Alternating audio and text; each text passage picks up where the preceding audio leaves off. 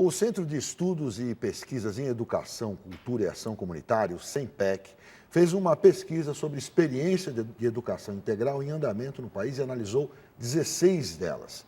Nós vamos falar sobre essa pesquisa agora com a Heloísa de Blases, que é pesquisadora lá do CENPEC, e conhecer melhor os resultados dessa pesquisa, já que tanto o governo paulista quanto o governo federal defendem o aumento da carga horária nas escolas públicas.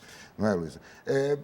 Inclusive, saiu recentemente uma notícia que o governo que pretendia aumentar o número de dias letivos nas escolas, agora está defendendo que aumente a carga horária.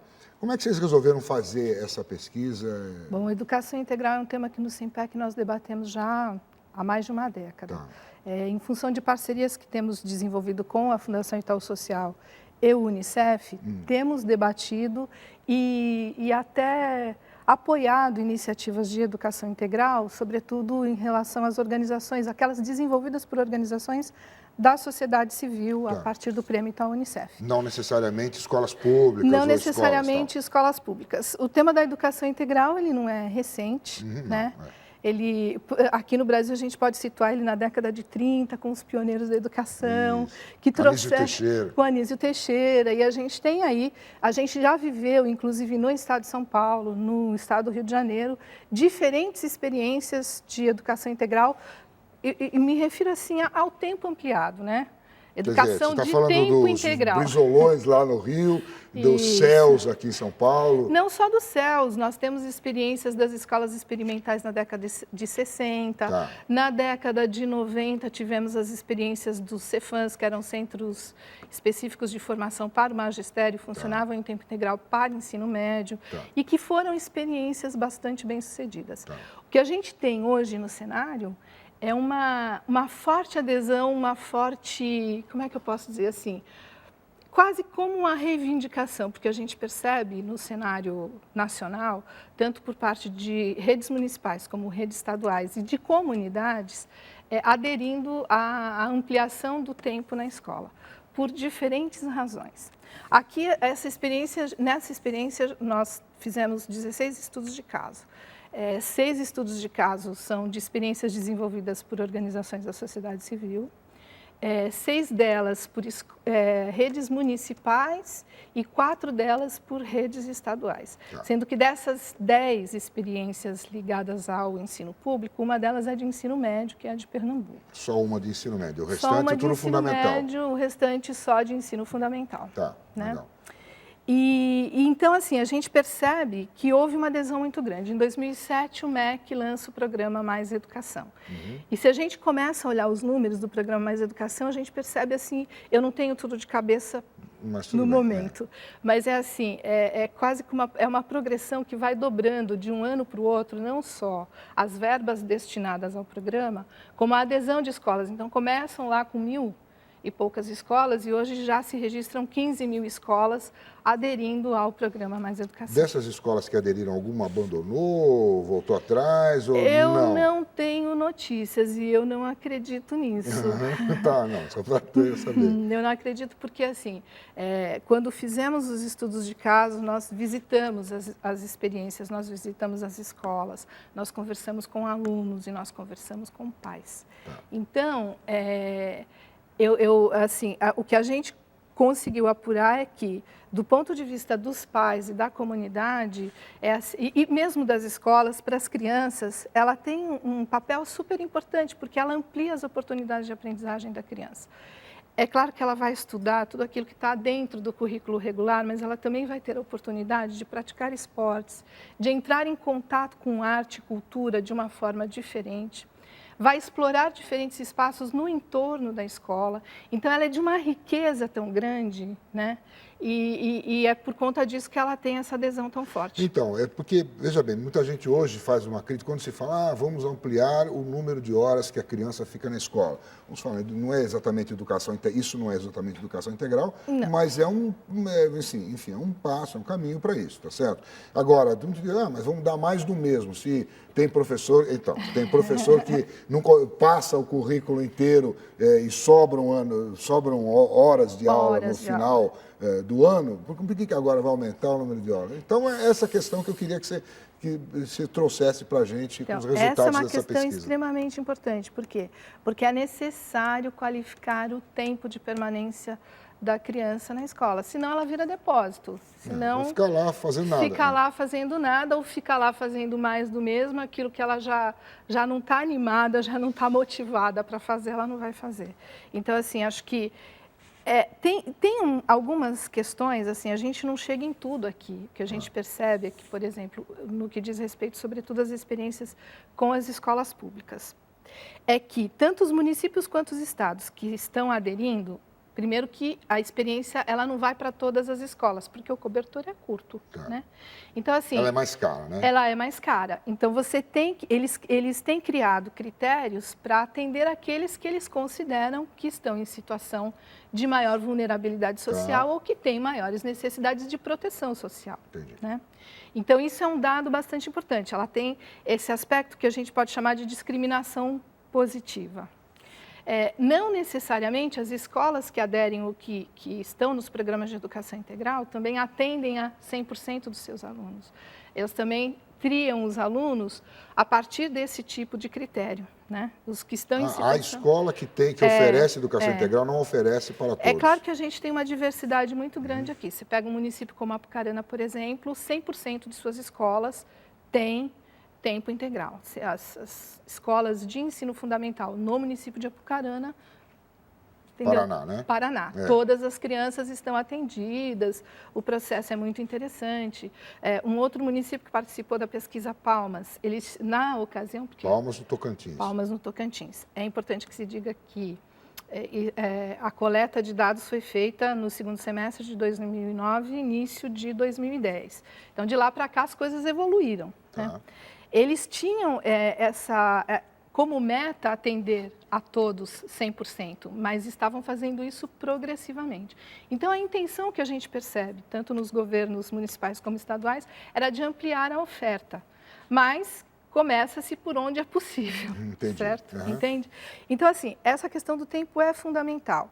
E eu acho que a educação integral traz uma coisa que é super interessante, que é super bacana, que é a gente poder pensar diferente o tempo da escola, porque a escola é uma caixinha, uma forminha, em que assim o tempo é muito cronometrado, né? Você tem 45 minutos de aulas, as aulas são, de um modo geral, as disciplinas são trabalhadas de uma forma muito fragmentada. E com a educação integral, a gente tem a oportunidade de repensar isso, de repensar o currículo. E tem experiência, vocês já encontraram experiências que fazem isso, que mudam essa coisa do horário de aula? Sim, elas estão se organizando, é isso que eu estou dizendo. Isso, como assim, no cenário nacional, a ampliação, a adesão à educação integral é uma coisa bastante recente, eu diria que essas experiências, o que mostraram para nós, na época, acho que agora elas já estão num estado melhor, mais avançado disso. Mas o que elas mostravam para a gente era que elas estavam se organizando em função disso. Tanto que aparece nesse cenário aqui uma figura bastante importante, que eles chamavam de professor comunitário. Porque assim, você tem... Todas elas? Quase bastante, assim, não todas, mas uma grande parte delas. Tá, o que é essa figura? Essa figura é bastante importante, porque algumas escolas, em alguns lugares, vou citar o exemplo de Nova Iguaçu, que é uma das experiências. Então, Rio de Janeiro. As escolas, elas não tinham, porque tem isso, as escolas também não estão organizadas para oferecer o tempo integral para a criança, do ponto de vista da sua infraestrutura mesmo. Né? Então, em Nova Iguaçu, qual foi a opção que eles fizeram? É de oferecer o tempo ampliado, e isso está no escopo do Programa Mais Educação, do governo federal, mas vários municípios estão aderindo por essa via, quem adere a Mais Educação vai por essa via, mas outros também, no caso de Nova Iguaçu. Então, é assim, nem tudo é feito dentro do espaço da escola. Você trabalha com espaços alternativos no entorno da escola, que também é uma coisa muito interessante, porque a experiência da aprendizagem ela não está restrita à sala de aula, aos muros da escola. né? Isso espaços ela é múltipla, entorno da escola. no entorno da escola, envolvendo as comunidades. Então, às vezes, você vai fazer uma aula de teatro ou uma aula de dança e você vai usar um espaço que é alternativo. Pode ser o da igreja, pode ser da organização, pode ser de uma associação do bairro. Uma praça. Uma praça. E você usa esses diferentes espaços. Mas você tem que organizar.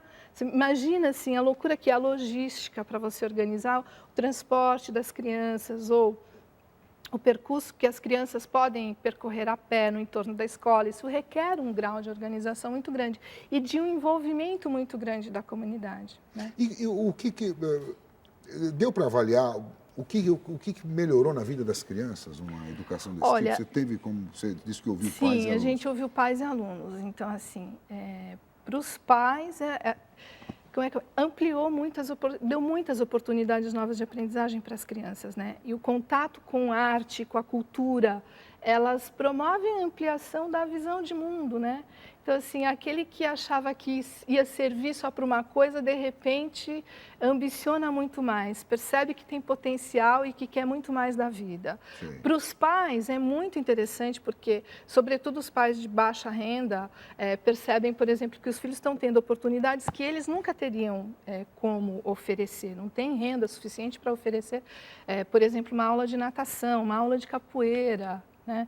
Aula de música, aula de teatro, ou levar a criança ao cinema, levar a criança ao E as teatro. experiências são sempre, você está me relatando aqui experiências ligadas à arte, à educação física, à cultura. Ciência. Agora, tem alguma coisa mais curricular aí? Tem ampliação de coisa, de conhecimento? Tem bastante coisa relacionada a reforço escolar. Tem um espaço grande das atividades que são ofertadas no contraturno escolar, enfim, que são relativas ao currículo regular mesmo. Só que não necessariamente elas são trabalhadas da mesma forma que se trabalha na sala de aula.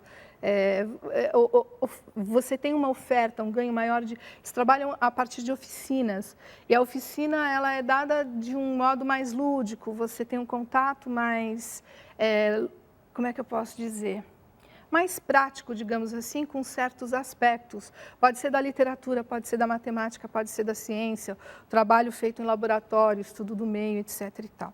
Agora, a gente falava do professor comunitário e esqueceu ele lá atrás. Vamos voltar para ele aqui. O professor comunitário, como eu estava dizendo, como você tem esses espaços do entorno, que em alguns lugares se explora bastante, o professor comunitário, ele tem um papel fundamental, que é de tentar fazer com que as atividades ofertadas no contraturno conversem com aquelas atividades regulares, ou seja, o currículo ampliado e o currículo regular, eles precisam estar em constante diálogo. Então, assim, às vezes a gente via alguns relatos assim, aprendi que dança e matemática tem tudo a ver uma coisa com a outra, entendeu? Que arte e esse ciência professor, ele faz essa ponte, é isso? Ele faz essa ponte, sobretudo, buscando aproximar, né, os professores que estão trabalhando mais com o currículo das disciplinas regulares com aqueles que estão, com os conteúdos daqueles que estão sendo trabalhados.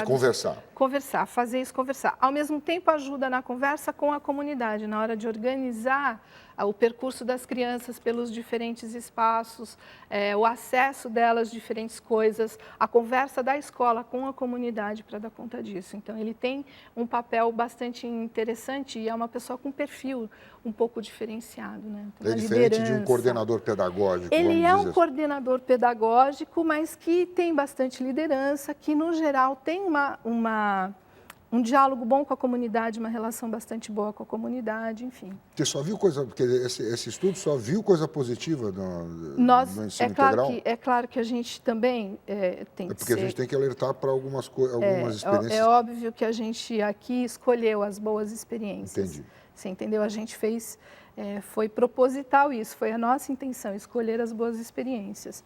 Mas é claro que tem, sem dúvida que tem. Não é simples ainda esse diálogo entre as disciplinas do turno regular com o contraturno, a compreensão dessa ampliação do currículo, da necessidade de você reorganizar os tempos e espaços escolares, isso tudo ainda constitui um desafio muito grande. E a questão do dinheiro, das instalações. A questão do dinheiro, das instalações. Porque você precisa ter isso. Você não pode precarizar, por exemplo, o professor que vem, que dá aula de teatro e tal. Existem situações que você percebe que nas relações trabalhistas a situação dele ainda está precarizada. Irregular, né? Vamos irregular, dizer digamos assim. Ele é professor de teatro, ele só está lá... A gente tem muito que andar, não tenha a menor dúvida. O que eu quero dizer é o seguinte, estou falando do lado positivo, porque enxergo nisso aqui um potencial muito grande para a gente, sim, ganhar em qualidade a educação pública. Você acha que, então, esse é o caminho? Eu acho que é um caminho interessante, eu acho que é um caminho... A gente tem muitos outros desafios no que diz respeito à educação. Formação de professores. De formação de professores, de vários, a gestão da escola, dos processos pedagógicos. A gente tem muito que caminhar, né? A aprendizagem das crianças, a gente tem muito que caminhar. Mas eu acho que ela oferece algumas oportunidades para a gente aprender a fazer esse percurso, para a gente ampliar, conseguir mais qualidade para a educação pública. Então, você acha que os governos aí estão certos em buscar esse caminho? Porque esse é um caminho que está sendo buscado, está sendo cobrado por muitas entidades, muita da sociedade, e os governos... A população que tem tido acesso aqui nessas experiências se mostraram muito satisfeitas. Tá certo. Bom, Elisa, obrigado, então, pela sua presença aqui com essas suas experiências. Espero que você traga outras para a gente em outras oportunidades. Obrigada, quem sabe. A gente faz um intervalo rápido, voltamos já já.